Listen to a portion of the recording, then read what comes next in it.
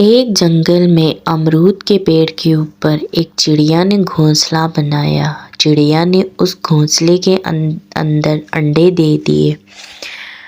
بہت دنوں بعد چڑیا انتظار کرتی رہی اور ان انڈوں میں سے آہستہ آہستہ بچے نکلنا شروع ہو گئے۔ بچے بہت ہی پیارے تھے اور رنگ برنگی تھے۔ چڑیا اپنے بچوں کو دیکھ کر بہت خوش ہوئی اور خوشی سے جھوم اٹھی۔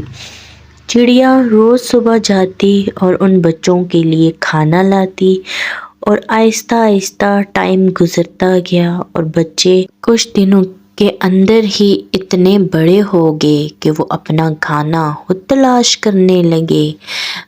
چڑیا کے ایک ایک بچہ اڑتا گیا اور اپنے گھونسلے میں خوراک لے کر واپس آتا گیا، پر ایک انڈا جو ابھی تک اپنی ویسی ہی حالت میں موجود تھا۔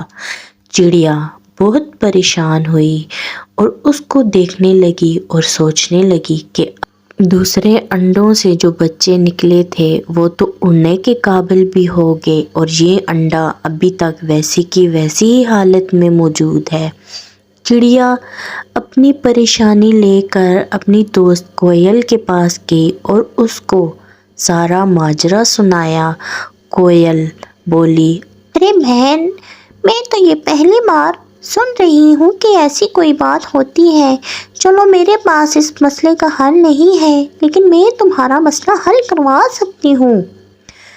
کوئل اس کو لے کر جنگل کے مکھیا کے پاس پہنچی۔ مکھیا، کیسی ہو چڑیا بہن اور کیسے آنا ہوا؟ چڑیا نے اپنی ساری پریشانی مکھیا جی کو سنا دی۔ مکھیا جی تھوڑے تو پریشان ہوئے، لیکن کچھ دیر کے بعد بولے، چلو تمہارا انڈا جا کے خود دیکھتے ہیں کہ کیا ماجرا ہے۔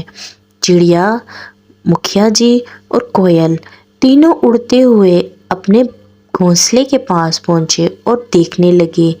مکھیا جی 2 منٹ دیکھنے کے بعد انہیں سمجھ آ گئی کہ یہ کوئی انڈا نہیں بلکہ یہ تو ایک گیند ہے۔ مکھیا جی چڑیا سے بولے، ارے بہن چڑیا، تم جسے انڈا سمجھ رہی ہو یہ انڈا نہیں ہے، یہ تو بس ایک کھلونا ہے۔ میں نے اکثر اس کے ساتھ گاؤں کے بچوں کو کھیلتے ہوئے دیکھا ہے۔ چڑیا ڈرتے ہوئے، نہیں مکھیا جی یہ تو میرا ہی انڈا ہے۔ مکھیا، نہیں تم اسے زمین پر پھینکو پھر دیکھتے ہیں۔